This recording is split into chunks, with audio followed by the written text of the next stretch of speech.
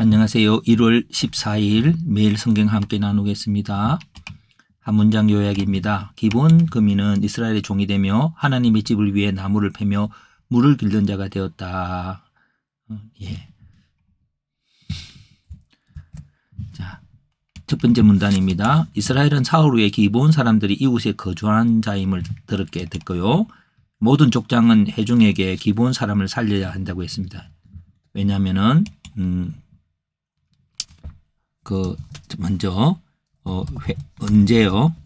회중이 족장들을 원망할 때, 그리고 3일 후에 거기 이제 알게 된 때에, 왜냐하면 하나님으로 맹세한 것이어서 지키지 않으면 진노가 임합니다.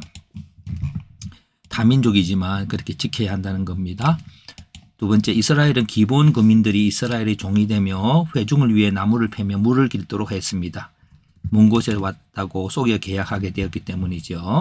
그 다음 문장, 기본 사람들은 그들이 죽을 것 같아서 이스라엘과 조약을 맺게 되었다고 여호수아에게 말했습니다. 살려달라는 거죠. 기본 거민은 여호수아에게 당신의 의향에 좋은 대로 하라고 했고, 그러나 여호수아는 기본 거민을 죽이지 않도록 보호했습니다. 어떻게 해서? 여호와께서 택하신 곳에서 회중을 위하며 여호와의 제단을 위해 나무를 패며 물을 깃도록 하면서 보호하였습니다. 다시 한 번 더, 기본 거민은 이스라엘의 종이 되며 하나님의 집을 위해 나무를 패며 물을 길는 자가 되었습니다. 주제, 기본 거민의 역할. 기본 거민에 대한 이스라엘의 태도는 여호수아 족장들은 기본 사람들을 살렸습니다. 하나님은 맹세하였기 때문에요. 그리고 이스라엘 회중은 기본 사람들을 죽이려 합니다.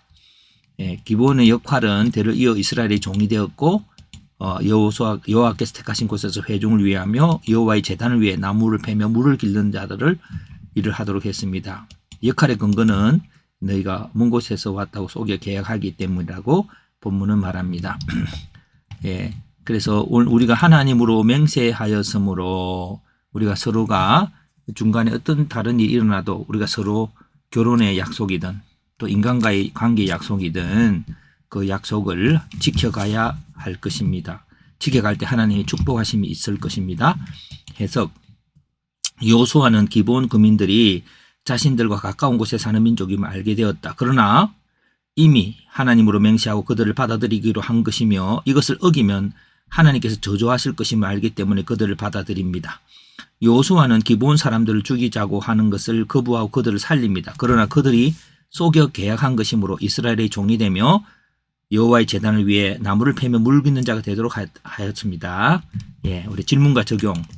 종이 되어도 구원의 삶을 살기로 선택하는 기본 거민의 지혜를 보고요. 오늘은 특별히 하나님의 약속에 근거해서 기본 민족을 자신의 민족처럼 보호하고 함께 하기로 하였습니다. 특별히 민족주의를 벗어나야 되죠.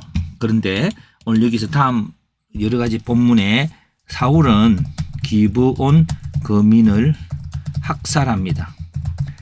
왜냐하면 특별히 자기 민족 순수주의를